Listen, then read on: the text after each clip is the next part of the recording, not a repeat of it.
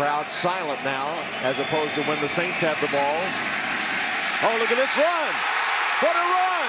Marshawn Lynch still on his feet. Has blockers now. He's dancing his way for the touchdown.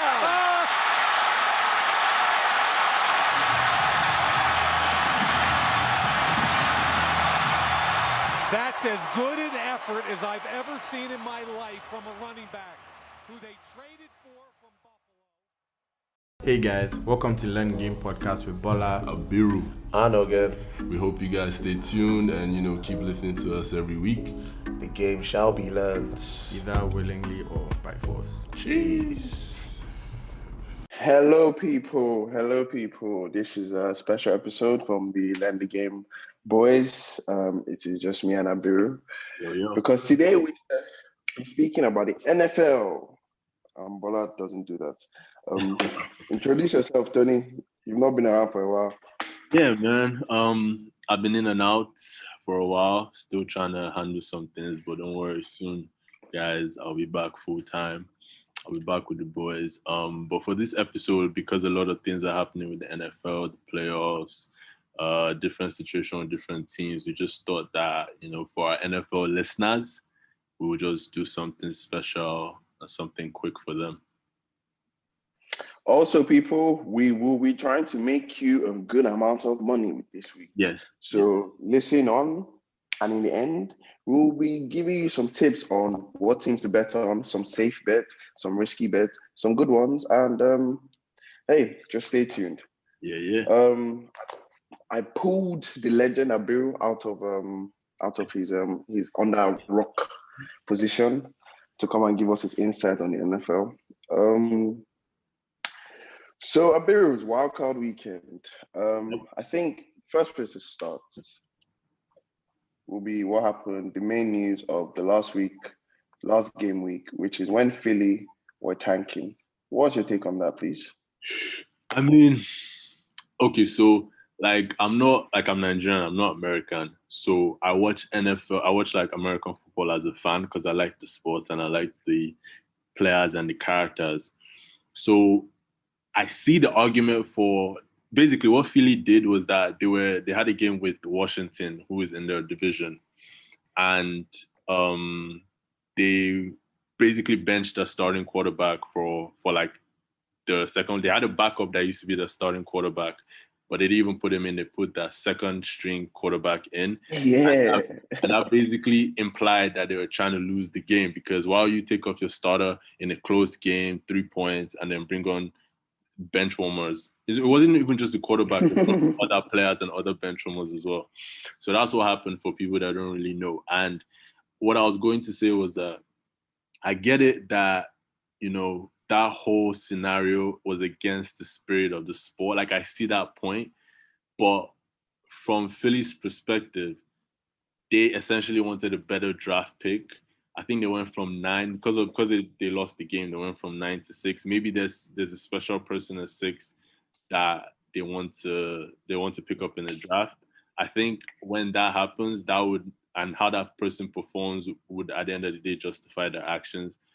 But me personally, I'm not too crazy about it. I see people, people getting angry. Oh, they're tanking on purpose. Oh, they ruined the sport. Truth is, a lot of sports teams in a lot of sports do this as well. They just weren't low key about it, like they did it in front of everyone's eyes in a primetime game. So yeah, that's basically what I think about that. What do you think about it? I'm with you, but I also believe that you have a very strong Philly bias because you're about to enter Philly in a couple of weeks. Philly's my team. Sixers, Eagles. I'm not as strong, aside from normal football, I'm not a strong supporter of teams in these other sports, but I kind of have an affiliation to Philly because that's where I've been, for a while. Yep. See? But also what I'll say is, I believe sports is a business, and they made a business decision, but in a sport like football, where people's lives are at risk, it's very, very dangerous to go that route. It's very dangerous to go that route because you're putting a man that has not played football for a while into the firing lines, and he could get blown up and anything could happen.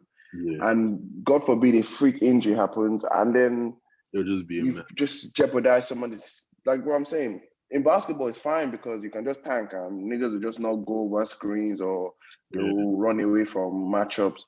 But in this kind of sport, I think that was really dangerous. That's one. Philly made the business decision. They want a draft pick. They want to move up in the draft. And if you can move up with the draft without having to trade somebody, then that's a great deal for you. But you could tell from the players that were in the locker room. Go ahead. Yeah, no, exactly. What the point you were getting to is something that I feel like is important to mention. The players within the organization hated it, and now there's some kind of there's a level of dysfunction now because these guys, give their all. They put their bodies on the line. They want to come out of the sport as victors, and to hear the head coach basically just say, "Oh, guys, relax. Fuck this game. Like we're gonna lose on purpose." I see why the players would be upset as well. Yeah. So now you're dealing with dysfunction in your team over 3 positions in the draft, and now if the head coach doesn't have a good season next season, he's on the hot seat, which shouldn't be. He won the Super Bowl 2 years ago. So those kind of things, like, it's kind of tricky. It's a fine line to walk. I feel like Philly. Go ahead. I just said I like Philly, man. Yeah, I mean, I like Philly, but as well, what I was going to say is that I feel like they should have just been more low-key about it. So start the backup, like make him start the game. Just like put it in at a random time. You can at least just make up an injury or something with the starter. Like there's different ways that you can tank the game. Like it almost feels like they made that decision during the game. They're like, oh, you know what? Let's like forget this. We could actually get a better draft pick. Okay, call the head coach. Do this. Like it was just too obvious, and it was on prime time. Like prime time, bro. Come on. Yeah, it was weird. That's my problem with those kind of decisions on prime time. You shouldn't be doing that. Yeah. Okay. We've talked about it last week. Now let's get into the games of the week. So there's 6 games, as people know. If you don't know much about the NFL runs a strategy of wildcard weekend. So there are 2 teams that have already advanced to the next stage. They have what they call a bye week, where they take a week off. And these remaining teams, which include so the first team, the team with the best record, goes to the next round, and then the remaining division winners, because they're divisions, and the remaining people who get into the wildcard spots play for a position to play those people. Now, the first wildcard game involves the Buffalo Bills versus the Indianapolis Colts. Yeah. I will give you the line. So right now, Buffalo is favored by 6.5, so meaning that they will win by 6.5 points, and the Colts are not favorites by 6.5. So Abiru, please tell us who you think will win and who do you think will cover? Yeah, I think. And any analysis? I think the Bills will cover. I think it will be more than 6.5 points. Again, I want to preface like all of this that these opinions and these suggestions are based off our analysis of the season. If some weird shit happens on the weekend, like somebody gets injured, our team is giving up a lot of turnovers, that is not related to how we're giving you this information. Just putting that disclaimer out there. I agree. I think the Bills will win. I think in the AFC, so the 2 conference, AFC, NFC, the Bills are they're the number 2 seed. So after the Chiefs, the Bills are the next best team in that conference, in my opinion. Their quarterback, Josh Allen, MVP candidate. They got in Stephon Diggs, who's a wide receiver from the Minnesota Vikings. He had a career year. He led the league in yards. They have a good slot receiver in Cole Beasley, who knows how to navigate his way in tight spots. The running game and the defense isn't as convincing, but I feel like they have a lot of firepower. Like the last game they played before the playoffs, they scored 56 points, which for anyone that doesn't know, is a lot of points. Crazy. It's That's like a lot of points. Touchdowns. So they have a lot of firepower. On the Colts side, the Colts' best asset is their defense. They have a lot of beasts on that defense. They have a decent quarterback, and they have a good running back. I think he was 3rd in rushing yards in the whole league. But I don't think they'll have enough firepower to overcome the Bills. So I think the Bills will go through and they'll cover that 6.5. I am with Abiru on this one, man. The Bills are maybe the hottest team in the NFL right now. Yeah. If I'm not, they may be the hottest team in the NFL right now. And as much as I love the coach, I do not love Philip Rivers. I believe Philip Rivers has a mistake in him at any point. Also, turnover daddy, man. And also, I think the Colts really have one option of how to win this game. It is run the ball with Jonathan Taylor, play action over the top to T.Y. Hilton. There's really no other way they're going to win this game. So what happens if the Bills score 2 quick scores and make it 14-0? Now you can't really run the ball with Jonathan Taylor anymore. And he has put it in Philip Rivers' hands. And I'm not going to lie, Philip Rivers isn't the best guy I want to put in his hands, especially at this part of his career. Also, I really, really like the Bills coaching staff, from the offensive coordinator to Sean McDermott as a head coach. And Sean McDermott is going to dial up plays that will confuse Philip Rivers, but it will get pressure on Philip Rivers. And if Philip is getting hits, he is throwing the ball away to the other team. So that's my take on that. And Josh Allen is my MVP of the league. So I expect him, as they say, you have to do it in the playoffs. And he hasn't done it in the playoffs, because remember last year, he gave up a 10-point lead to Deshaun Watson. But I think this year he has matured enough and they will cover. So if I would tell you to put your money on the Bills to cover that game and also for the Bills to win that game. I think that those are 2 sure things that can happen. On to the next game, we'll go to the Seahawks versus the Rams. Abiru, I'll give you the backstory of this before you make your pick. The last time they played, it was 20-9. The Seahawks won. The first time they played in the season, it was 23-16. The Rams won. So a 1-1 split. And the line is the Seahawks are favored by 3 points. And Jared Goff is most likely not going to play. What are your take on who will cover and who will win? I would say so I could see it being a tight game. I could see the 3 points. Like, I could see them struggling to actually cover the 3 points, or I could see them maybe give them like a 7-point gap. I don't think they'll give them like 14 or anything like that. And this is despite the fact that, Jared Goff isn't going to play. And I say that because Jared Goff isn't like a superstar. I think the mastermind between what the Rams do on offense is Sean McVay, their head coach. So as long as you have a competent person at quarterback, they will be able to keep the game close. And the Rams, I think they had the number 1 defense in the league. They have, in my opinion, the best NFL player, Aaron Donald, as their defensive tackle. So 100%, I agree, man. So I feel like they'll be in the game, but like the Seahawks just have more talent, if that makes sense. Like Russell Wilson's better than whatever quarterback they're gonna put. Aside from Aaron Donald on the defense, since the Seahawks have Jamal Adams, who's a killer safety. On the offensive side, they have DK Metcalf, they have Tyler Lockett, they have Chris Carson, they have like a lot of like notable people and notable talent. The only way I could see the Rams beating the Seahawks is if their defense plays out of their mind and Sean McVay also plays out of his mind.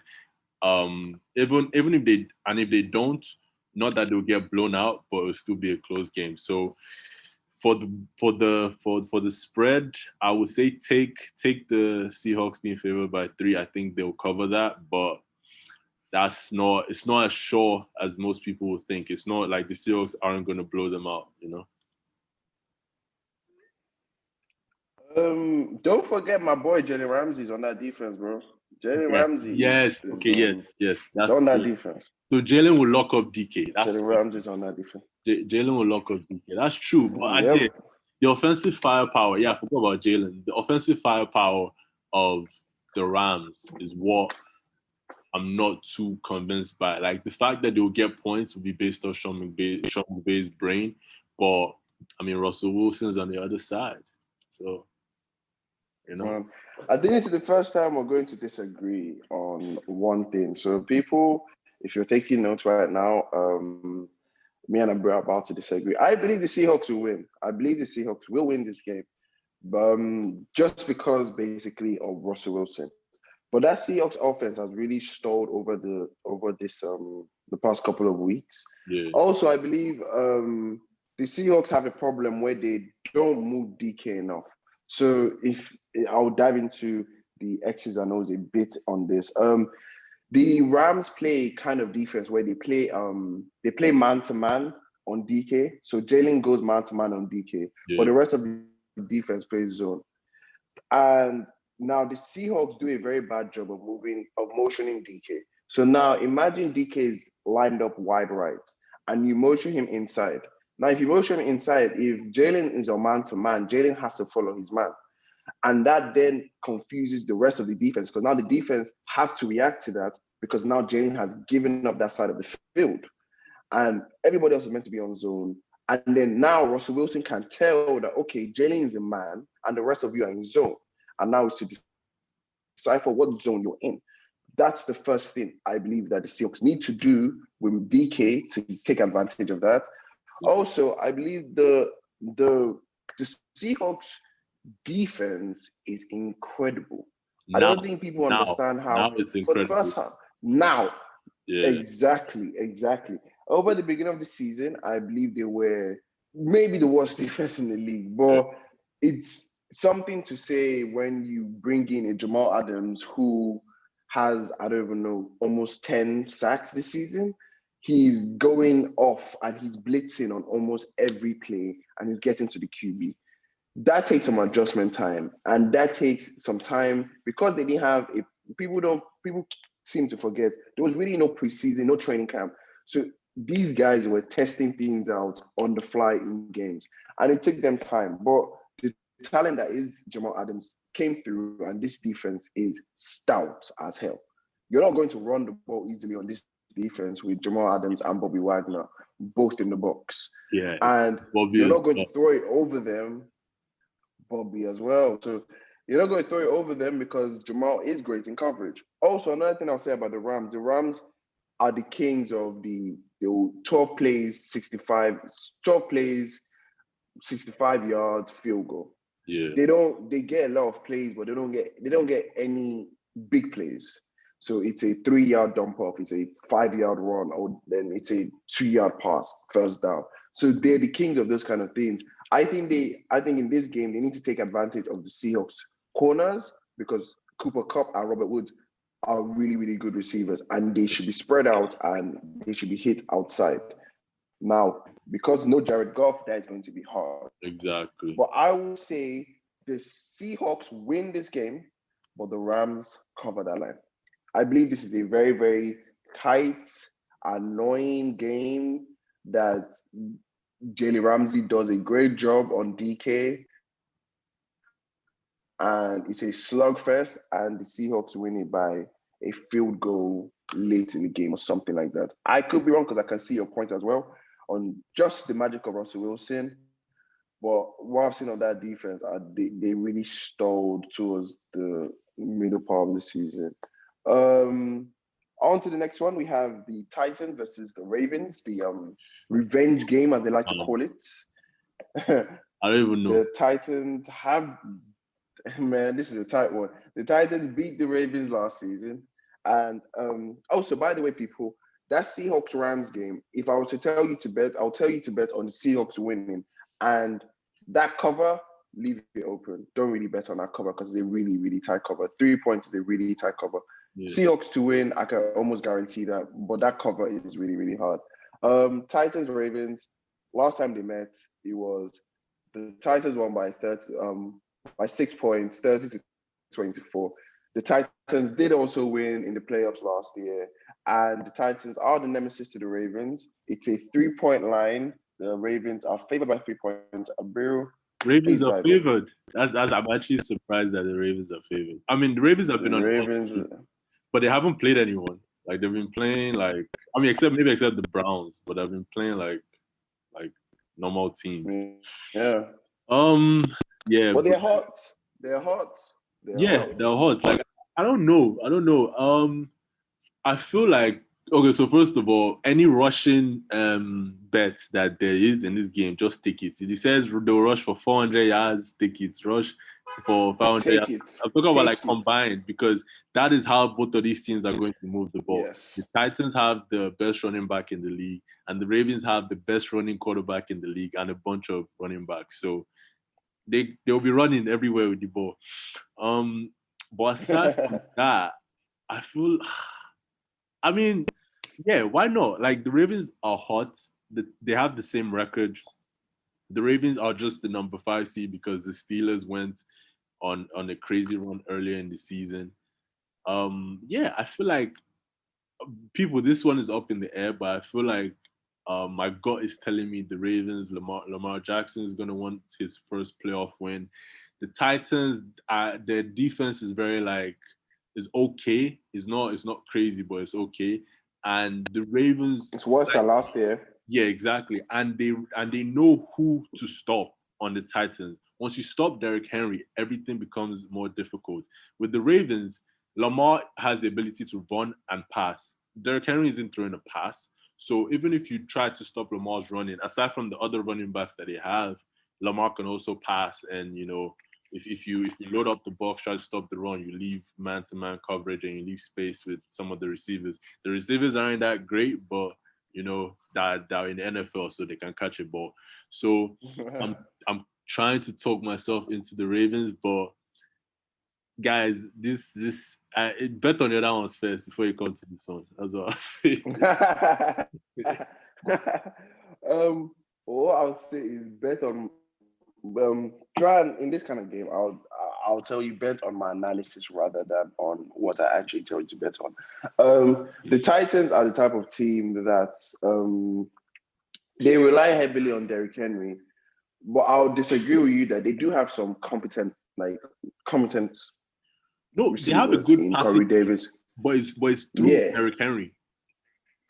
It's based off Derrick Henry's runs. Yeah. It is based off Derrick Henry's runs, and I believe also their defense is considerably worse last season. Also, that 30-24 win by the Titans did not have Yannick Ngakoue and Calais Campbell on the line.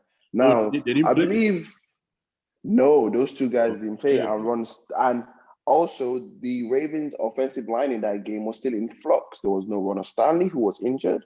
So now that Ravens offensive line is maybe the scariest unit on earth.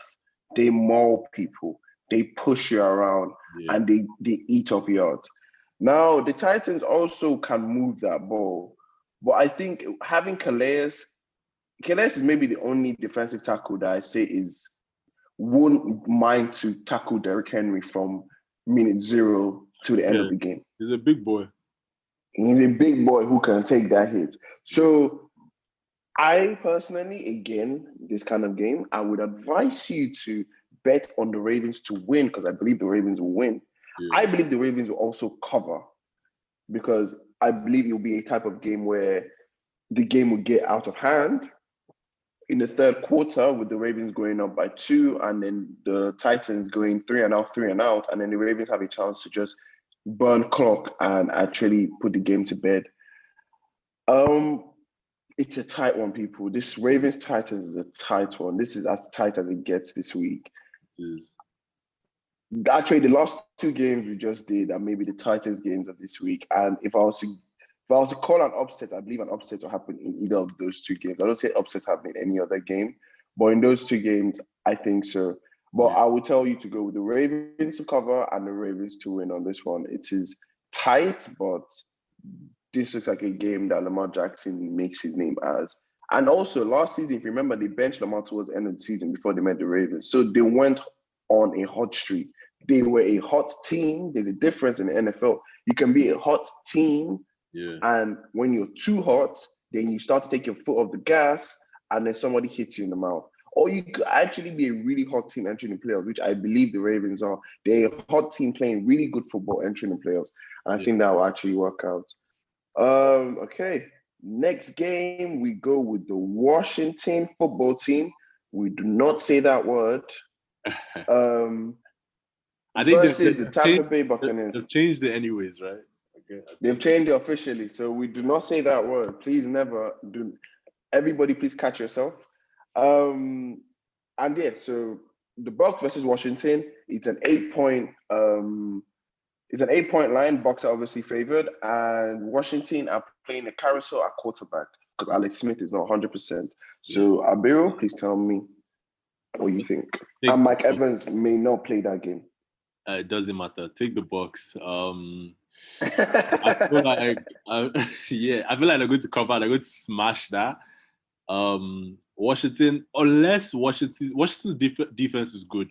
Chase Young, defensive rookie of the year, beast, whatever. But they need to win. That's the only way Washington can win that game. And they're playing against the quarterback that has shredded all the defenses in the world. And they're also on a hot streak, if I remember correctly. Like, they've been winning their games. And 100%. And if Mike Evans doesn't play, they have Antonio Brown. If Antonio Brown doesn't feel like catching the ball, they have Chris Godwin. If Chris Godwin doesn't feel like catching the ball, they have Rob Gronkowski. Like Scotty Miller. They have Scotty Miller as well. They have powers. They have so many ways to hurt you, and Washington's way of hurting you is so obvious.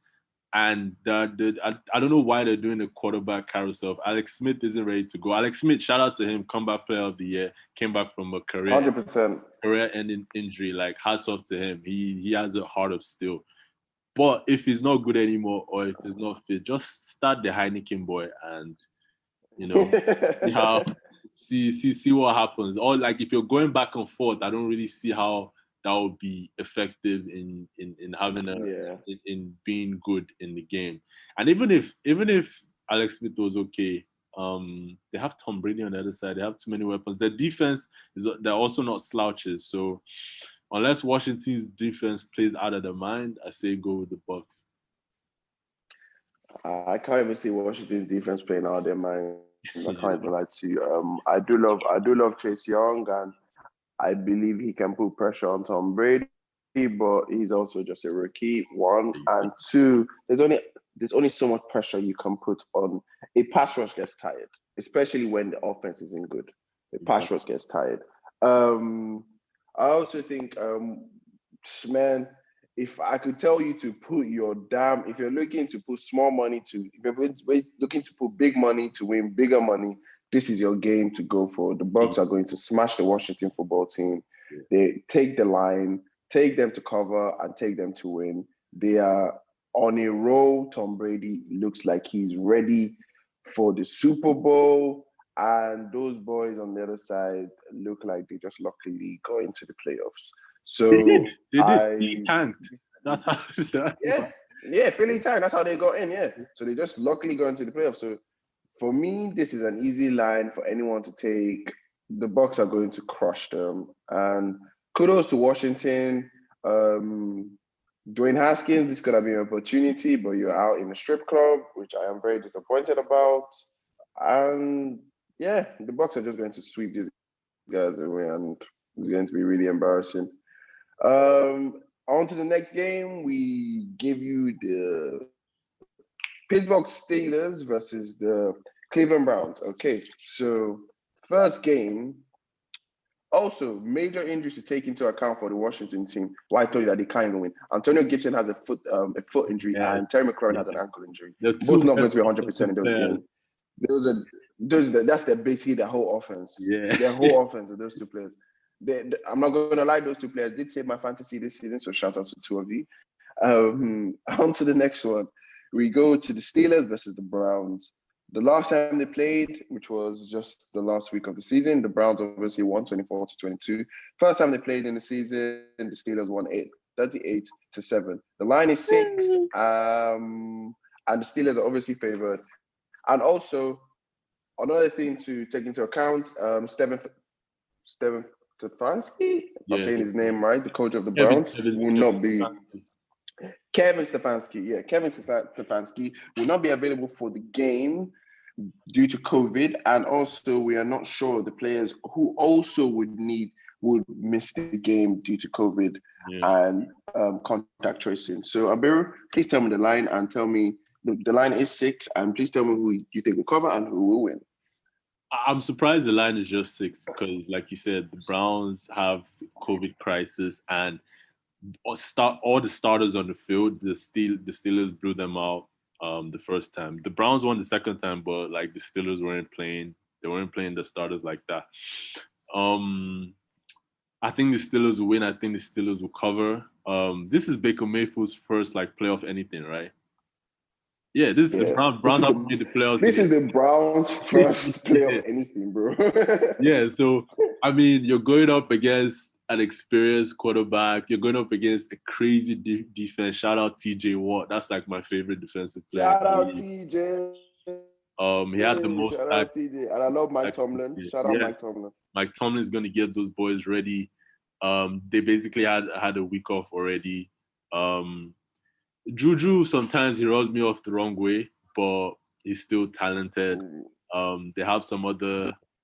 They don't have a good running game, so they're a bit predictable in that sense. And I think that's sort of what contributed to them. They lost like 5 games in a row or something, or 4 games in a row after winning 11 games in a row or something like that. So they won 11, lost 4, and then like won 1 or something like that, or lost 3 or something like that. And I think that's because people started figuring out that the running game is basically zero. And Big Ben has to like throw the ball to these receivers, and then they have to rely on the defense. But with that said, I still feel like they have enough firepower against Baker Mayfield and the COVID-19 Browns. I would say though that the Browns have a dangerous running game, and if they can control the game, if they can keep the Steelers' offense off the field, they have a chance. This isn't gonna be like Washington and the Bucks. The Browns, to an extent, I could see them doing something productive in this game, you know. So I still think the Steelers will win, and I still think they'll cover. I'm with you. I think the Steelers will win and the Steelers will cover. I feel the Steelers, they really took a big hit by losing Bud Dupree. Bud Dupree was a big part of that D line. The last game, for anybody who was actually watching, TJ Watt and Cam Hayward didn't play, so I don't really credit the Browns for that win. Yeah, and Mike Tomlin is old school. Mike Tomlin will sell out to stop that run attack and force Baker Mayfield to beat him with the pass. And from what I remember, the Steelers do have a very, very, very, very competent passing attack with Minka Fitzpatrick anchoring it all. So I don't see the Browns getting any leeway in this game. I am stunned also that the Browns are only 6 points underdogs, because it should be more if Washington are 8 points due to just the COVID. So I believe if you want to bet, this will come out tomorrow. I believe this game is a Sunday game. So if you're smart, please run. It's a Monday morning game if you're in Nigeria. So it's a Sunday night game if you're in America. Please take the line before the injury report comes out and more people are lined up for COVID, and then the line moves a bit more. Because if the line moves to like 8 or 10, then it becomes riskier. Yeah. Right now at 6, this is a safe bet that you can make, and it's easily bankable. Yeah. Steelers win, Steelers cover, no problem at all. I don't think there is. The next game is the Saints versus the Bears. The Saints are favored by 10 points, Abiru, 10 points. And in their last game, it was 26-23. Saints won. But that was also the game where Drew Brees couldn't really throw out of a parking lot. And I don't believe they had Michael Thomas for that game. And the Bears still struggled to keep up with Alvin Kamara out of the backfield. Yeah. So, Abiru, go ahead. Tell me what you think this line will be. Yeah. It is a 10-point line to cover. So, that's a lot. I can't lie. But Mitch Trubisky? Yeah. So, so I'm biased towards Philly, like as a team, but I'm biased towards Alvin Kamara. That's like my favorite player in the whole league because that boy is a baller. So I think like if Drew, or like you said, he's declining. His arm strength isn't really there anymore. But I don't think that would matter. I think Alvin is a beast. I think they'll still find, especially the head coach, Sean Payton, is an offensive genius. He's going to find ways to have guys open. He's going to find ways to take advantage of the Bears defense. And like, they were 8-8, so it wasn't as if they were blowing people away. Like, the Cardinals could have easily made it as well, and they could be out. So I don't really put a lot of trust in the Bears. Mitchell Trubisky is a quarterback. I'll just say that. Because some days, him and his head coach Matt Nagy, they take advantage of defenses. Other times, they help defenses beat them. So you don't really know what to expect from the Bears. But for the Saints, you always know that they're gonna, maybe except from they lost to the Vikings last year, I think. So maybe aside from that game, every other Saints game in the playoffs that I've watched, they've put in work. And even if they lose, they still put in work. So I believe that's what's going to happen again. Like you said, the 10-point is a bit much. And, you guys, you might want to put this, you can bet on it, but you might want to wait a bit. Like you might want to look at the other games first before you look at this one because of that 10 points. Because people do expect the Saints to blow the Bears out of the water. But you know what? I think they'll do it. I think they'll cover it. I think they'll beat the Bears. Wow. I'm not going to lie to you. Until a couple minutes ago, I was still undecided on that line. And I will give my analysis so that you guys can listen to my analysis and decide if you want to go on that line. I believe, first of all, the Saints are going to scheme their way around the Bears. The Bears' defense is good, but it's not as good as past years, first of all. And that Saints defense is actually very, very good, low-key. Marshawn Lattimore is playing out of his mind. Cam Jordan is balling the hell out. So that D-line plus passing game is going to cause Trubisky a lot of problems because Trubisky wants to use his legs to bail him out. Yeah. And find the open man if possible. Now, the open man is not going to be open because he's going to be locked down by Lattimore. And getting out of that pocket is going to be hard with Cam Jordan on the edge. So I see a scenario where the Bears, right now, people are looking at the Bears as the Chicago Bears, the defense did this. Yeah. But this team is actually pretty bad. This team is actually pretty bad. I just checked it up real quick. Sorry to cut you off, but all the teams they beat had terrible defenses. See? Yeah. They don't do well. They don't do well. So I would say, sincerely, I think if I was to give you a safe bet, I'll say the Saints win. You don't have to bet on the cover. Give me a couple covers that you can actually bet on and make some money. But if you're going to bet on the cover, I would say the Saints, bet on the Saints cover. I don't see Mitch Trubisky actually keeping up with Drew Brees in any shape or form at all. I believe Mitch is going to cock it up, and the Bears are going to be in a situation after this game looking for a quarterback in the offseason. But the Saints definitely to win, and more shaky to cover, but I think they should cover. Abiru, give me your guarantee to win. Teams guarantee for the people that they will win if they want to make a safe bet. From wildcard weekend? From wildcard weekend. Saints, Bucks, and Bills. Yeah, those are the only ones. Steelers. Saints, Bucks, Bills, Steelers. Let's give them that. I think that's a pretty people. That's 4 teams. If you bet on those 4 teams to win, I'm sure you make some money. Yeah. I am going the exact same. I think those 4 games, no upset. I can't see an upset. When upset happens in any of those games, I will be very, very stunned. I like being stunned, so I'm rooting for an upset, but I just don't see it happen. I don't see an upset happening in those 4 games. I'll be on those ones. I think those 4 games are in the bag.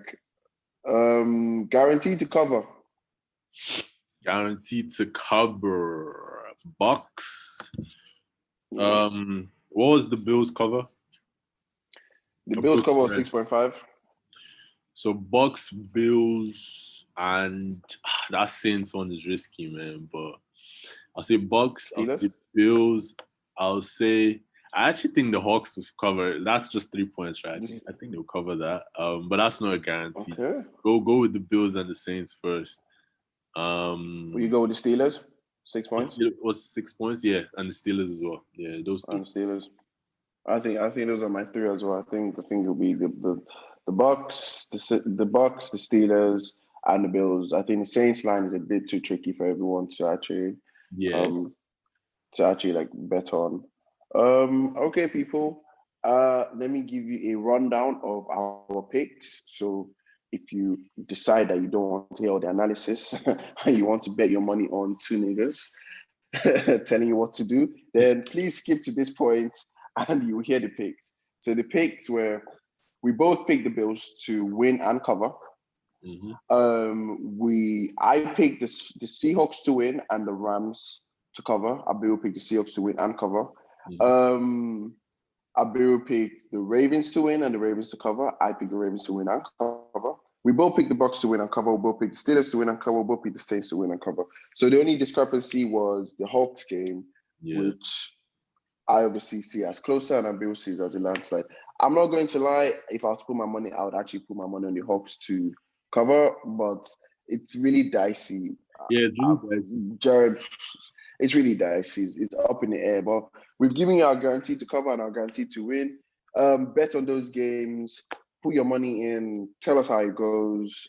If you bet, even if it's £1 or £1,000 or $1, just put. Let's hear back from you. I will put my money, and hopefully we can put up maybe like a betting slip that will show the people so the people know exactly where to put their money. Tony, do you have any parting words for the people as they watch Wildcard Weekend? This guy actually called me by my first name. I can't remember the last time one of my guys called me. That's why I know he's asked. That's why I know he has. I can't lie. That's why I know he has. Yeah. So people, please. Yeah, we go way back. I understand. As if someone I know is calling me Tony, and I'm like, okay, relax. No, I'm joking. Relax, dog. But yeah, guys, just enjoy NFL weekend. It's the playoffs, high intensity, lots of division games. Are there a lot of division games? There's a couple division games. So those will be feisty. Hopefully, two, right? Yeah, 2.